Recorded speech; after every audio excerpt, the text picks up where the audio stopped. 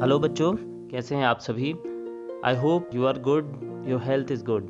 आज की रेडियो कक्षा लेकर मैं एक बार फिर आपके साथ हूँ। बच्चों, in our last class I hinted कि ये जो है हमारी क्लास 7th की हिस्ट्री की लास्ट क्लास हो सकती है, बट अभी एक चैप्टर और हमें कवर करना है, so there would be another class tomorrow. आज की इस क्लास में हम आपसे रीजनल कल्चर्स के बारे में बात करेंगे। आपको बताने की कोशिश करेंगे कि आखिर रीजनल कल्चर्स क्या होती हैं, कैसे भारत में इस पूरे दौर में डेवलप हुई, किस प्रकार से कल्चर में क्या क्या चीज़ें आती हैं। सबसे पहले बच्चों, आप एक चीज़ गौर करिए कि regional cultures, when we talk about regional cultures, आपने हमेशा अपने देश के बारे में, अपने भारत के बारे में ये सुना होगा, ये पढ़ा होगा कि भारत जो है एक रंगीन फूलों का गुलदस्ता है, फूलों का रंगीन गुलदस्ता है। ये बिल्कुल सही बात है। ये गुलदस्ता कैसे बनता है? ये गुलदस्ता उन रंगीन फूलों से बनता है जिन रीजनल कल्चर्स की हम बात कर रहे हैं। बच्चों, एक चीज़ जो कल्चर होती है जिसके बारे में हम आपसे बात करेंगे, कल्चर क्या होती है? कल्चर एक जो आपकी सेट ऑफ वैल्यूज़ यानी कि कुछ चीज़ें, कुछ विचार, जिन विचारों को आप महत्ता देते हैं अपने जीवन में, उन विचारों का जो सार होता है एक दिए हुए समय पर, एक दिए हुए क्षेत्र में, तो उसे हम संस्कृति कहते हैं, कल्चर कहते हैं।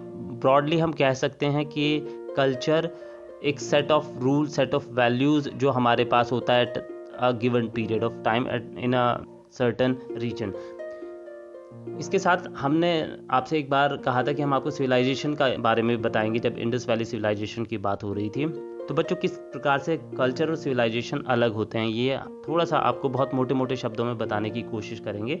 बच्चों, मैं एक व्यक्ति हूँ और मेरे पास जो चीज़ें मैं अपने दिमाग में रखता हूँ, जो प्रिंसिपल्स मेरे हैं, जो वैल्यूज़ मेरी हैं, वो मेरी कल्चर होगी। लेकिन जो मैं पहनता हूँ, जिस तरीके से मैं रहता हूँ, वो मेरा सिविलाइजेशन होगा एक प्रकार से। एक बहुत ब्रॉड सा डेफिनेशन देने की हमने कोशिश की है। लोकल कल्चर्स की हम बात कर रहे हैं, रीजनल कल्चर्स की हम बात कर रहे हैं इस चैप्टर में, कि इस पूरे पीरियड के दौरान हम देखते हैं राइट फ्रॉम द स्टार्टिंग, हम यदि 900 AD के करीब की बात करते हैं तो it was largely a period, I kept saying this during our all the classes, के ये ऐसा पीरियड था जिसमें बहुत सारे कल्चरल चेंजेस हुए, बहुत सारे सोशल चेंजेस हुए।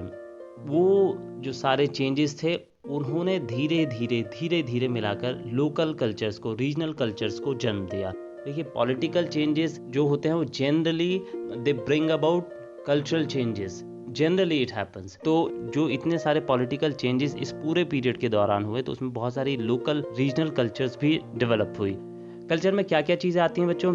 हम देखते हैं कि our values about our self, हमारे रिलीजन के लिए, हमारे जो आर्ट फॉर्म्स होती हैं वो कल्चर का पार्ट होती है। आर्ट फॉर्म्स में जैसे कि हम डांस कह सकते हैं, पेंटिंग कह सकते हैं, ये सब कल्चर का ही पार्ट होती है। तो कौन कौन सी कल्चर्स मेनली इस पीरियड के दौरान फ्लरिश हुई? और बच्चों, इन्हें रीजनल हम इसलिए कह रहे हैं क्योंकि हम इन्हें यदि कंपेयर करें एक ब्रॉड कल्चर के साथ, जो भारत की पूरी कल्चर होती है, तो उसके कंपैरिजन में हम इन्हें रीजनल कल्चर्स कह रहे हैं, क्योंकि जो इनका प्रभाव था, जो इनका प्रभाव क्षेत्र था, वो एक लोकल एरिया को प्रभावित करता था, एक लोकल एरिया से था, तो इसलिए हम इन्हें रीजनल कल्चर्स कह रहे हैं। जैसे कि हम उदाहरण देते हैं आपको, बिल्कुल स्टार्टिंग में अराउंड 800-900 AD के आसपास हमने आपसे जिक्र किया था चोल किंगडम का, चेर का।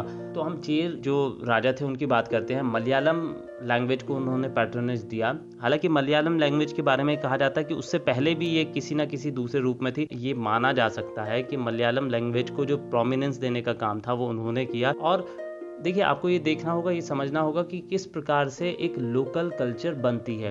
हम यदि केवल लैंग्वेज की बात करते हैं, मान लीजिए कि मलयालम लैंग्वेज जो फॉर्म में आई, तो क्योंकि जो चेर राजा थे, they were inspired by Sanskrit language, Vedic text. जो वैदिक टेक्स्ट में या जो उपनिषद में जो एक किंगशिप की अवधारणा थी, उससे वो इंस्पायर्ड थे। जो अलग अलग देवी देवताओं के जो जिक्र होते थे, उनसे वो इंस्पायर्ड थे। तो संस्कृत लैंग्वेज वॉज प्रीडोमिनेंट।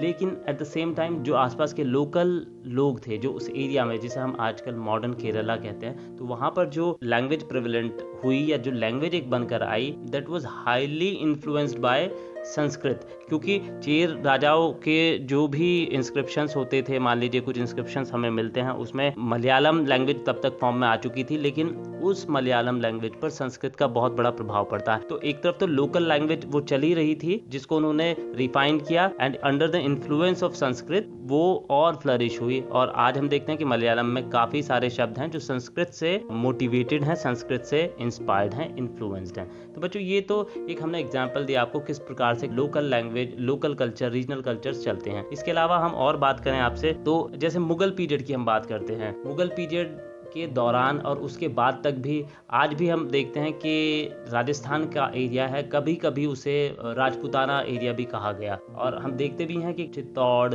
और मेवाड़ ऐसे राजपूत किंगडम्स उस दौर में रहे।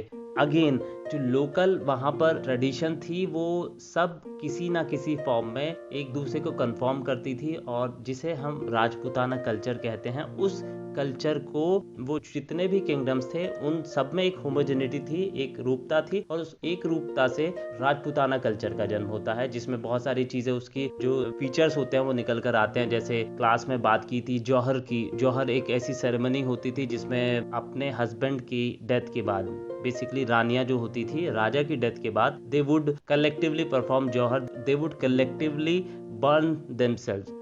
तो वो एक राजपूताना कल्चर निकल कर आती है, तो वो भी एक रीजनल कल्चर का पार्ट था। इसी तरीके से बच्चों हम और लैंग्वेजेस की बात करें तो हम बंगाल की बात करते हैं, बंगाली लैंग्वेज। तो बंगाली जो लैंग्वेज आई वो किस प्रकार संस्कृत से इंस्पायर्ड होती है, यहाँ पर भी एक इंडिकेशन देना चाहेंगे आप, या जो एक लिंक हम देते हैं संस्कृत का वो ये होता है कि गुप्त पीरियड के दौरान जब बंगाल को कॉन्क्वर किया तो वहां पर उन्होंने अपने, जिन्हें हमने फ्यूडिटरी कहा था, तो उस तरीके के चीफ्स वहां पर उन्होंने इंस्टॉल किए। That was largely inspired since during Gupta period it was largely a period of Sanskrit language flourishing. Sanskrit language जो कहना चाहिए उत्थान हुआ या जो एक रिफाइनमेंट आया वो गुप्त पीरियड के दौरान बहुत अच्छे तरीके से आया। तो हम देखते हैं कि जब गुप्त पीरियड में ऑलरेडी हम सेंटर की बात करें, जो मगध का रीजन था वहां पर संस्कृत बहुत ज्यादा प्रभावी थी, और उसके बाद जो उनके वेसल्स थे बंगाल में थे तो वहां से संस्कृत का प्रभाव उस क्षेत्र पर पड़ता है, और उसके बाद जो वहां की लोकल लैंग्वेज थी उसके ऊपर फिर संस्कृत का प्रभाव पड़ा, और उसके बाद धीरे धीरे धीरे धीरे जब हम देखते हैं 15वीं शताब्दी, 16वीं शताब्दी,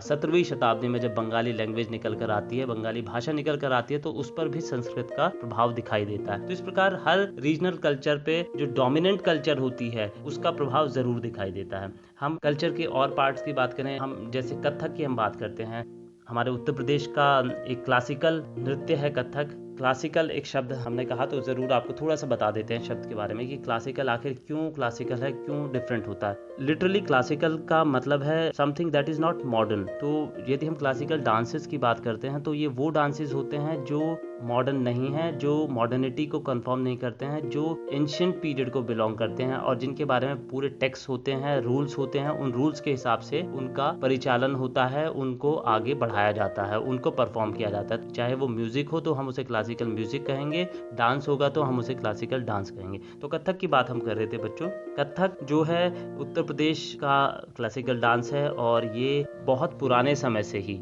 ये माना जा सकता है कि जब कास्ट सिस्टम इवॉल्व हो रहा था तो उस समय पर कुछ पर्टिकुलर कास्ट थी जो इस प्रकार गाती थी, और उसके साथ में थोड़ी भाव भंगिमाओं के साथ गाती थी, और हल्के से मूवमेंट्स होते थे, और साथ में जो देवी देवताओं की कथाएं होती थी, कथा से शब्द कथक निकल कर आता है, तो वहां से कथक का ओरिजिन माना जा सकता है। और उसके बाद में जब मुगल एम्परर के समय में जब मुगल बादशाह होते थे तो कथक जो उनके दरबार होते थे वहां पर उसका प्रदर्शन होता था। एक इम्पॉर्टेंट चीज जो आती है कथक के बारे में वो ये है कि आज भी हम देखते हैं कि राजस्थान में भी इसकी ट्रेडिशन है।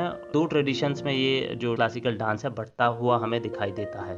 तो इस तरीके से हम देख सकते हैं कि रीजनल कल्चर का एक पार्ट है कथक, लेकिन इस रीजनल कल्चर का एक डाइवर्जन या एक अंग जो है वो हम दूसरे रीजन में भी देख सकते हैं। हम राजस्थान में कथक का प्रभाव देख सकते हैं। तो इस प्रकार से बच्चों ये जो रीजनल कल्चर्स का बनना कहीं ना कहीं रीजनल किंगडम्स के अस्तित्व में आने से इसका बनना साबित होता है, और वी कुड से कि there is a direct correlation between establishment of regional dynasties and flourishing of regional cultures. तो बच्चों ये था रीजनल कल्चर्स के बारे में। इसके बाद एक चैप्टर और हमारा बचता है जिसे हम कल आपके लिए लेकर आएंगे। आज के लिए रेडियो कक्षा में इतना ही। मुझे शोभित शर्मा को अनुमति दीजिए। नमस्कार। you.